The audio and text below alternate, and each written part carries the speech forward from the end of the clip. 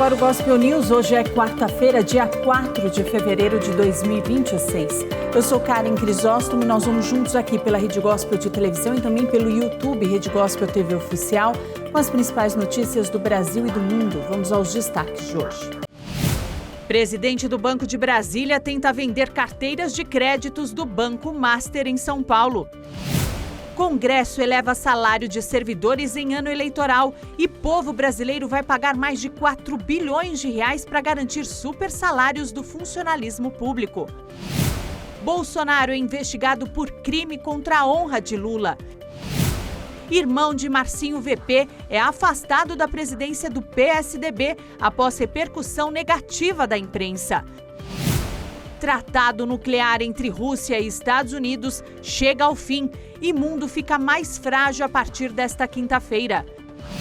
Corregedoria prende policiais que faziam segurança do dono de empresa ligada ao PCC. E veja também, Elon Musk entra para a história e alcança 800 bilhões de dólares em patrimônio. Essas e outras notícias do Brasil e do mundo, agora no Gospel News. Boa noite. O presidente do Banco de Brasília, Nelson Antônio de Souza, viajou para São Paulo para vender as carteiras de crédito adquiridas do Banco Master. O pacote está avaliado em quase 22 bilhões de reais. Nelson Antônio desembarcou nesta quarta-feira em São Paulo para conversar com empresários da Faria Lima e negociar pessoalmente os ativos. O banco está vendendo os ativos com o objetivo de reduzir riscos e recompor o caixa. O BRB adquiriu um imóvel do Master e agora será colocado à venda. O espaço fica na Marginal Pinheiros, próximo ao complexo Cidade Jardim. A lista também inclui imóveis, restaurantes e outros bens. O pacote já está avaliado em quase 22 bilhões de reais. Nesta semana, desembargadores do Tribunal de Justiça do Maranhão descobriram que o presidente da corte, Froz Sobrinho, transferiu quase 3 bilhões de reais para o Banco de Brasília.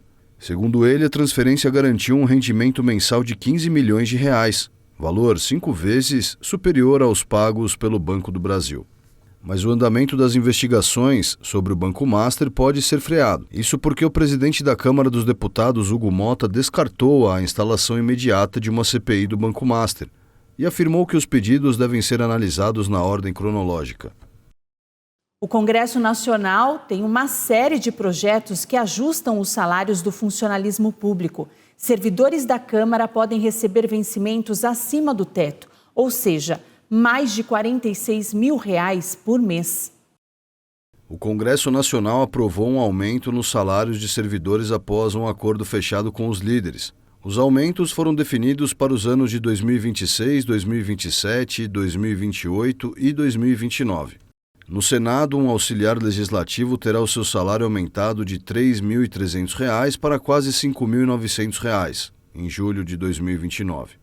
Já para o nível mais alto de consultor legislativo, vai de R$ 13.700 para mais de R$ 24 mil, também em 2029. Os projetos também criam uma licença compensatória em virtude do exercício de função relevante e do acúmulo de atividades extraordinárias. Ou seja, os servidores terão direito a um dia de folga por cada 3 dias de trabalho. O texto garante ainda que a folga poderá ser indenizada. Com isso, os servidores poderão receber o benefício em dinheiro, sem que isso entre na limitação do teto de funcionalismo. Os deputados também aprovaram um reajuste de 8% para secretários parlamentares. Servidores efetivos e de carreira vão receber quase 10% de reajuste. Esse projeto vai permitir que funcionários dos postos mais altos do serviço público recebam vencimentos acima do teto, que atualmente está em pouco mais de R$ 46 mil. Além disso, o texto prevê uma gratificação que varia de 40% a 100% para servidores efetivos. Parlamentares contrários ao projeto questionaram o presidente da Casa, Hugo Motta, sobre os detalhes do projeto. Essa questão que está sendo votada agora, no caso, os diretores passariam a ganhar mais do que deputado? Extrapolando o teto? Sim. Passaria a ganhar mais que deputado? Um banco de horas, sim. Segundo o governo, as mudanças terão impacto de 4 bilhões e 300 milhões de reais. Nesta quarta-feira, Hugo Motta ressaltou que a licença compensatória segue um modelo já adotado pelo Senado e também pelo Tribunal de Contas da União. Segundo ele, apenas 72 servidores terão direito, o que representa menos de 5% dos cargos de natureza especial da Casa. O Supremo Tribunal Militar anunciou que vai analisar uma possível expulsão de Jair Bolsonaro das Forças Armadas. O ex-presidente é capitão da reserva do Exército Brasileiro. O Superior Tribunal Militar recebeu o pedido do Ministério Público Militar para que o ex-presidente Jair Bolsonaro, 3 generais do Exército e um almirante da Marinha sejam expulsos das Forças Armadas em função da condenação na ação penal da trama golpista. O Ministério Público Militar entrou com ações de perda do oficialato contra Bolsonaro, que é capitão da reserva do Exército, os generais da reserva Augusto Heleno, Paulo Sérgio Nogueira, Braga Neto e o almirante Almir Garnier. Todos foram condenados pelo Supremo Tribunal Federal na ação penal do núcleo crucial da trama golpista. A medida do Ministério Público foi tomada após o Supremo declarar, no ano passado, o trânsito em julgado das condenações, ou seja, reconhecer o fim da possibilidade de recorrer e determinar a prisão do ex-presidente e dos demais condenados. Nunca na história do Brasil, oficiais do alto escalão militar, como generais e almirantes, haviam sido submetidos a um processo de perda de postos e patentes. Nós nunca tivemos um caso, e esses serão os primeiros, de representações de indignidade contra generais. E quando eu falo generais, é claro que eu estou incluindo também um almirante. A presidente do Supremo Tribunal Militar explicou ainda que o tribunal não tem prazo legal para julgar as ações. O ex-presidente Jair Bolsonaro foi interrogado no início desta semana em uma investigação por crime contra a honra do presidente Lula. A investigação apura se o Bolsonaro cometeu calúnia ao associar o presidente a traficantes de drogas do Complexo do Alemão, no Rio de Janeiro. Em março de 2025, Jair Bolsonaro apareceu dando fortes declarações em um vídeo no YouTube. Durante a campanha da eleição presidencial, Lula apareceu usando um boné com as iniciais CPX. Nas redes sociais, opositores de Lula aproveitaram o episódio para dizer que o presidente estava fazendo uma referência à facção que comanda o tráfico de drogas no Complexo do Alemão.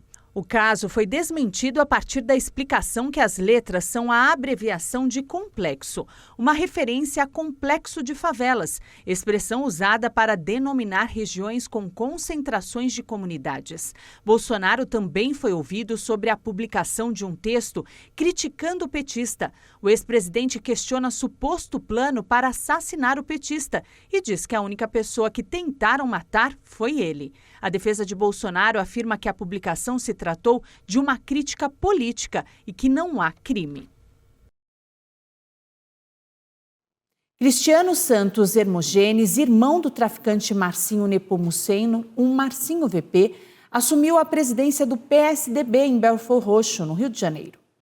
De acordo com informações publicadas nesta quarta-feira, um documento mostra que Cristiano Santos assumiu o posto de presidente do PSDB, em Belford Roxo, no último dia 26, com previsão de término até o fim deste ano. Em 2005, Cristiano foi preso por associação para o tráfico de drogas e lavagem de dinheiro. Na época, a Polícia Civil do Rio de Janeiro havia apontado o empresário como responsável pelos negócios de Marcinho VP, no Complexo do Alemão. Cristiano foi procurado pela imprensa e afirmou que não vai se pronunciar sobre algo que desconhece. Pouco tempo depois, o presidente da sigla, deputado federal Luciano Vieira, disse que vai afastar o irmão de Marcinho VP da presidência em Belford Roxo. Segundo Luciano, ele não sabia que Cristiano era irmão do traficante.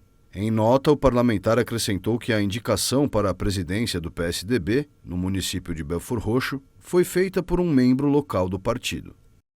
A IVR Mobility, empresa subsidiária da Embraer, anunciou a venda de carros voadores para uma empresa japonesa. O acordo prevê a venda de pelo menos 2 aeronaves, mas com possibilidade de expansão para mais 48 veículos. As 2 primeiras aeronaves devem ser entregues em 2029. A empresa brasileira estima o início das operações aqui no Brasil em 2027. E o primeiro-ministro de Israel, Benjamin Netanyahu, disse que a autoridade palestina não fará parte do comitê administrativo da faixa de Gaza no pós-guerra. O primeiro-ministro israelense Benjamin Netanyahu disse ao enviado dos Estados Unidos, Steve Witkoff, que a autoridade palestina, que governa de forma limitada a Cisjordânia ocupada, não fará parte do comitê que vai administrar a faixa de Gaza no pós-guerra.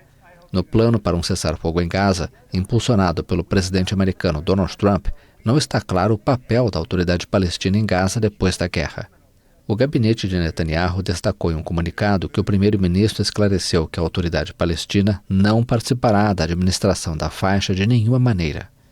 Foi criado o Comitê Nacional para a Administração de Gaza, um órgão formado por 15 palestinos com perfil tecnocrata, com o objetivo de gerenciar o governo durante a transição, mas sob a tutela do Conselho de Paz, presidido por Trump. Essa nova visita a Israel do enviado do presidente americano acontece antes das conversas previstas esta semana entre Estados Unidos e Irã, arqui-inimigo de Israel. Netanyahu advertiu Witkoff de que o Irã já mostrou mais de uma vez que não se pode confiar em suas promessas, segundo o comunicado do gabinete do primeiro-ministro.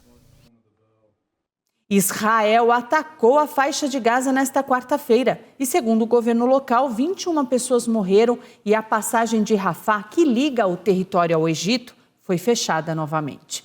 O exército israelense confirmou o ataque e disse que um atirador abriu fogo contra soldados israelenses. A economia russa desacelerou e cresceu apenas 1% no ano passado. O anúncio foi feito pelo presidente do país, Vladimir Putin. A economia da Rússia cresceu 1% em 2025, anunciou o presidente Vladimir Putin, uma desaceleração em relação à expansão registrada em anos anteriores devido ao peso da guerra na Ucrânia. Gostaria de observar que o PIB da Rússia cresceu 1% no ano passado. Isso está abaixo da dinâmica observada nos anos anteriores, como bem sabemos. Em 2023 e 2024, o crescimento foi de 4,1% e 4,3%, respectivamente. Após a operação militar na Ucrânia em fevereiro de 2022, o enorme gasto com as Forças Armadas impulsionou inicialmente o crescimento e ajudou Moscou a desafiar as previsões de colapso econômico. Mas o aumento dos gastos elevou a inflação, o que afetou o crescimento real. Segundo o presidente russo, essa desaceleração era esperada e está ligada a medidas específicas para reduzir a inflação. Putin afirmou que a inflação caiu para 5,6% no ano passado, em comparação com 9,5% em 2024. Em dezembro, o Banco Central da Rússia reduziu sua taxa de juros de referência para 16%, aproveitando que a inflação mostrava sinais de desaceleração. Mas a agência estatal de estatísticas, Rosstat, não espera que a inflação anual seja reduzida à meta de 4% antes de 2027. No início deste mês, Moscou afirmou que suas receitas de petróleo e gás, essenciais para os cofres públicos, caíram para o nível mais baixo em 5 anos. Os setores de petróleo e gás da Rússia e muitas de suas empresas estão sob sanções europeias e americanas, desde que Moscou lançou uma ofensiva militar na Ucrânia em 2022. Representantes da Ucrânia, Rússia e Estados Unidos se reuniram hoje para tratar do fim da guerra. A Rússia disse hoje que vai seguir com a guerra até que a Ucrânia aceite as condições. Moscou exige a retirada do exército da região de Donbás e o reconhecimento internacional de que as terras tomadas pertencem à Rússia. O presidente da China, Xi Jinping, conversou hoje com o presidente da Rússia, Vladimir Putin. Segundo o governo russo, os dois trocaram opiniões sobre os últimos acontecimentos globais. Já a agência oficial da China não quis revelar o conteúdo da conversa. Um assessor de política do governo russo disse a jornalistas que a Rússia e a China podem contar uma com a outra e agem em sintonia. A emissora estatal da China confirmou hoje também que Xi Jinping conversou por telefone com o presidente dos Estados Unidos, Donald Trump, mas os detalhes desta conversa não foram revelados. E amanhã, o mundo pode ficar ainda mais frágil e suscetível a conflitos armados. Isso porque o tratado nuclear entre Rússia e Estados Unidos, que limitava o número de ogivas nucleares, termina nesta quinta-feira e nenhum dos lados sinalizou a continuidade. A Rússia prometeu nesta quarta-feira agir com responsabilidade caso seu último tratado nuclear com os Estados Unidos expire em 5 de fevereiro. Há temores crescentes de que o fim do acordo possa desencadear uma nova corrida armamentista entre as principais potências nucleares. O Tratado New START, assinado em 2010, limita o número de ogivas nucleares que cada lado pode implantar. O pacto está previsto para expirar na quinta-feira, liberando formalmente Moscou e Washington de uma série de restrições a seus arsenais nucleares. Também nesta quarta-feira, o secretário de Estado americano Marco Rubio afirmou que qualquer acordo nuclear deve incluir a China. O presidente já deixou claro no passado que, para que haja um verdadeiro controle de armas no século XXI, é impossível fazer algo que não inclua a China, devido ao seu vasto e crescente arsenal. O tratado foi assinado em 2010 pelos então presidentes da Rússia, Dmitry Medvedev, e dos Estados Unidos, Barack Obama. Ele limitava o arsenal nuclear de cada lado a 1.550 ogivas estratégicas implantadas, uma redução de quase 30% em relação ao limite anterior estabelecido em 2002. Também permitia que os dois lados realizassem inspeções no arsenal nuclear do outro, mas elas foram suspensas durante a pandemia de Covid-19 e não foram retomadas desde então. A Rússia congelou sua participação no acordo em 2023, mas disse que continuava a aderir voluntariamente aos limites de ogivas. O Boletim dos Cientistas Atômicos, no mês passado, posicionou seu emblemático relógio do juízo final mais perto da meia-noite do que nunca, em meio a temores de que o fim do acordo possa desencadear uma corrida armamentista. Rússia e Estados Unidos, juntos, controlam mais de 80% das ogivas nucleares do mundo. A Venezuela registrou manifestações que exigiam a libertação do ditador Nicolás Maduro, preso desde o mês passado após uma operação militar dos Estados Unidos. Milhares de apoiadores de Nicolás Maduro se mobilizaram na terça-feira em Caracas para exigir a libertação do presidente venezuelano deposto. O chavista foi afastado do poder em uma incursão militar dos Estados Unidos um mês antes. O ataque, que incluiu bombardeios em Caracas e regiões vizinhas, levou Maduro e a esposa Cília Flores à prisão. O corajoso povo venezuelano exige que o povo americano e seu governo devolvam Cília Flores e Nicolás Maduro porque eles são inocentes.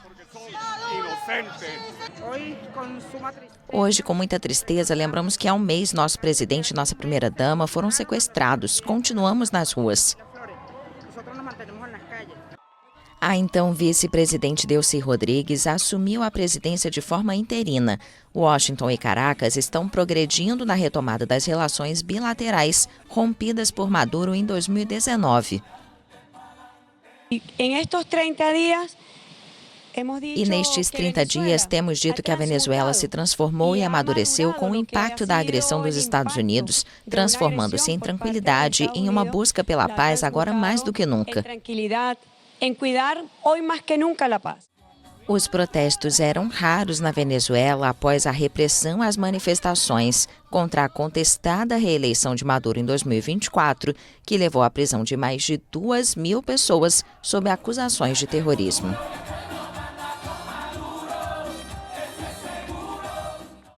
O governo italiano garantiu nesta quarta-feira que o Serviço de Imigração e Alfândega dos Estados Unidos não terá nenhum papel operacional nos Jogos de Inverno realizados em Milão Cortina.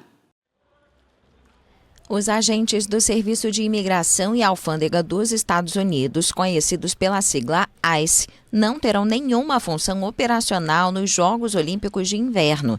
A presença dos agentes da Divisão de Investigações de Segurança Interna, um braço do ICE, causou indignação e o prefeito de Milão alertou que eles não eram bem-vindos durante os Jogos, que acontecem de 6 a 22 de fevereiro. Em termos práticos, os investigadores do Departamento de Segurança Interna dos Estados Unidos que virão à Itália para apoiar a equipe já presente nos escritórios diplomáticos americanos não são agentes operacionais e não têm função operacional. Eles vão atuar dentro dos escritórios diplomáticos americanos e, com base nesse acordo, nem sequer estarão tecnicamente em território italiano. As recentes batidas policiais contra imigrantes irregulares realizadas por agentes do ICE em Minneapolis, no norte dos Estados Unidos, provocaram indignação e levaram a grandes protestos. 2 americanos foram mortos a tiros por agentes federais durante essas operações. A Divisão de Investigações de Segurança Interna, HSI, investiga ameaças globais, incluindo o movimento ilegal de pessoas, mercadorias e armas, e é um departamento separado daquele responsável pelas operações anti-imigração. Para garantir a segurança dos Jogos Olímpicos, a Itália vai mobilizar cerca de 6.000 policiais e quase 2.000 militares na área dos Jogos. As autoridades italianas informaram nesta quarta-feira que frustraram uma série de cyberataques russos contra as Olimpíadas de Inverno. Ryan Roach, o homem que tentou matar Donald Trump em um campo de golfe na Flórida no ano de 2024, foi condenado nesta quarta-feira à prisão perpétua. Ele foi culpado de 5 acusações, incluindo a tentativa de assassinato de um candidato à presidência. A juíza Aileen Cannon afirmou que ele planejou o assassinato por meses e demonstrou disposição de matar qualquer um que estivesse no caminho. E no próximo bloco, autoridades resgatam mulher mantida em cárcere privado no Rio de Janeiro. E corregedoria prende policiais que faziam segurança de empresa ligada ao PCC.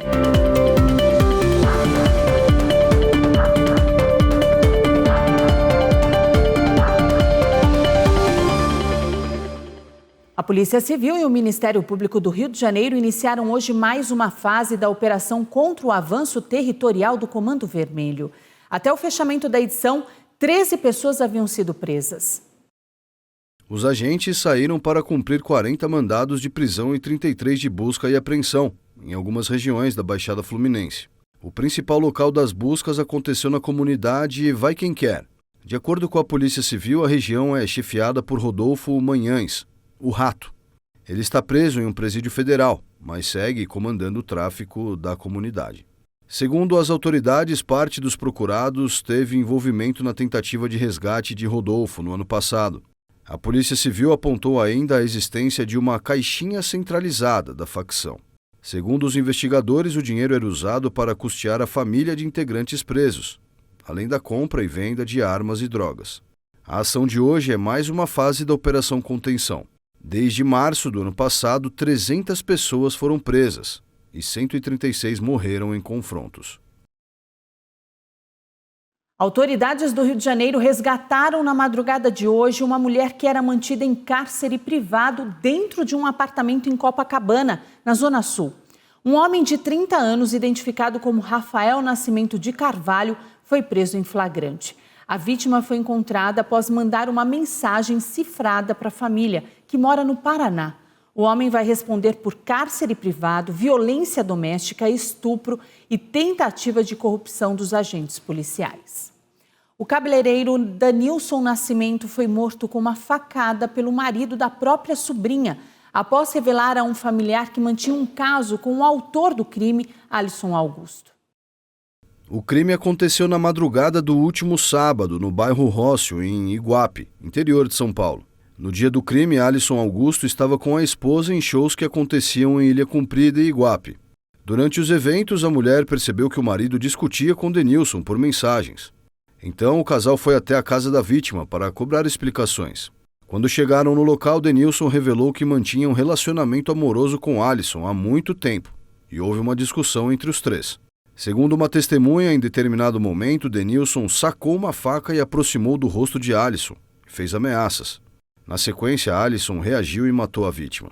Ele fugiu do local, mas foi encontrado e detido com as roupas sujas de sangue. Aos policiais, ele disse que Denilson demonstrou ciúmes em relação à esposa dele. Durante a audiência de custódia, Alisson disse estar arrependido e que agiu apenas para se defender. Denilson foi atingido abaixo da axila. Alisson vai responder o crime em liberdade. A Corregedoria da Polícia Militar prendeu hoje 3 policiais acusados de fazer a segurança do dono da empresa Transwolf. Luiz Carlos Efigênio foi apontado como integrante do primeiro comando da capital. A operação de hoje cumpriu 16 mandados de busca e apreensão e 3 mandados de prisão temporária. Segundo a investigação, os policiais militares realizaram a segurança privada do dono da Transwolf, Luiz Carlos Efigênio, e para Cícero de Oliveira, conhecido como Té. A Transwolf e a UpBus foram alvo da Operação Fim da Linha, deflagrada em abril de 2024 pelo Ministério Público de São Paulo, por suspeita de lavagem de dinheiro e favorecimento à facção criminosa. Segundo as investigações, o dinheiro usado para aumentar o capital da Transwolf poderia ter origem ilícita, proveniente de atividades do PCC.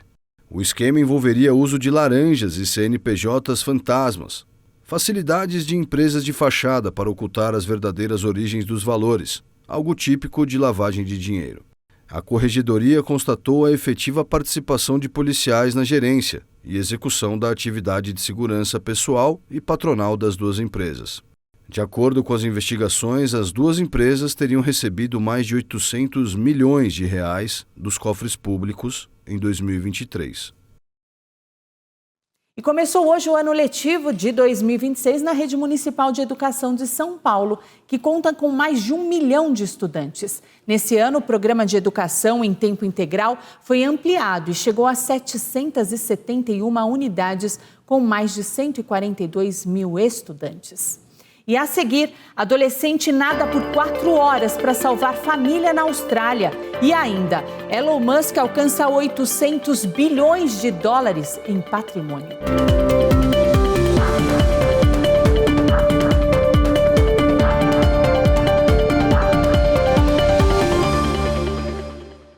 Um adolescente chamou a atenção do mundo nesta semana após nadar por 4 horas para salvar a família na costa da Austrália. A mãe dele e os 2 irmãos foram levados pelo mar durante uma atividade em um caiaque. Um adolescente nadou por 4 horas em águas agitadas na costa da Austrália para buscar ajuda para sua família. Austin Appleby, de 13 anos, percorreu 4 quilômetros no oceano atrás de socorro depois que sua mãe e 2 irmãos menores foram levados pelo mar enquanto praticavam caiaque e paddleboard perto de Kindalup, na Austrália Ocidental. O menino nadou somente com um colete salva-vidas que o ajudou durante as primeiras 2 horas. I untied the actual strap from the boat and then I just Comecei a nadar apenas com o colete salva-vidas. Depois percebi que não estava funcionando, então tirei o colete e amarrei ele no meu pé. Mas mesmo assim não funcionou. Tive que desamarrar o colete e nadar sem ele para a costa.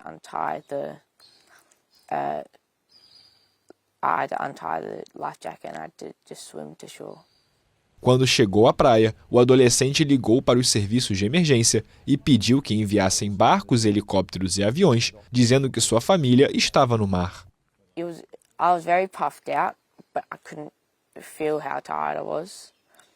estava muito ofegante, mas não conseguia sentir o quanto estava cansado. Não sei, pensava em muitas coisas que estavam acontecendo na minha vida. Acho que em algum momento comecei a pensar em desenhos animados, tentando pensar em coisas felizes.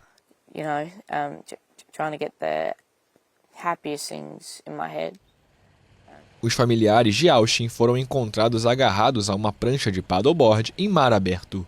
Os 4 tinham ido praticar esportes quando a altura das ondas aumentou rapidamente, virando as pranchas e enchendo os caiaques com água, enquanto eles eram levados para longe da costa. Um novo estudo da Organização Mundial da Saúde mostra que 4 em cada 10 casos de câncer podem ser evitados. Hoje, 4 de fevereiro, é o Dia Mundial de Combate à Doença. Cerca de 4 em cada 10 casos de câncer estão ligados a causas evitáveis, como o consumo de tabaco ou álcool, infecções e poluição do ar. É o que aponta um estudo desenvolvido pela Agência Internacional de Pesquisa em Câncer da Organização Mundial da Saúde. A importância dos riscos evitáveis é destacada por especialistas em saúde pública e oncologia, e este trabalho busca medir melhor o impacto destes fatores no surgimento de cânceres. Outros estudos se concentram na mortalidade. Os pesquisadores alertaram na última edição da Carga Global de Doenças da OMS que 44% das mortes por câncer no mundo são causados por fatores evitáveis, mas não inclui os agentes infecciosos. Foram examinados 30 fatores de risco evitáveis, como tabaco, álcool, índice de massa corporal elevado, inatividade física, poluição do ar, radiação ultravioleta e, pela primeira vez, 9 infecções cancerígenas.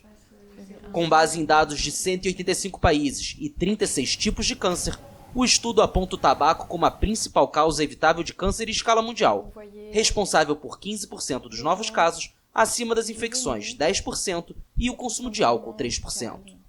Quase metade dos cânceres evitáveis no mundo, tanto em homem quanto em mulheres, estão concentrados em 3 grupos: pulmão, estômago e colo do útero.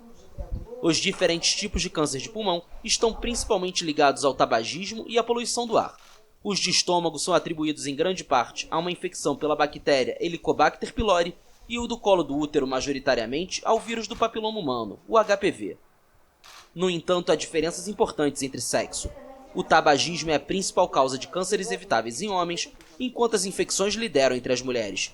Já nas regiões do mundo, a maioria dos casos evitáveis do sexo masculino estão na Ásia Oriental e no público feminino na África subsaariana. O empresário Elon Musk se tornou a primeira pessoa da história da humanidade a ultrapassar a marca de 800 bilhões de dólares em patrimônio líquido. E isso só foi possível após a empresa dele, SpaceX, comprar uma outra empresa dele, a XA. Segundo a Forbes, o negócio avaliou a empresa combinada em 1,250 bilhões de dólares. Em um comunicado, Musk afirmou que a fusão tem como objetivo criar o motor de inovação mais ambicioso e verticalmente integrado da Terra.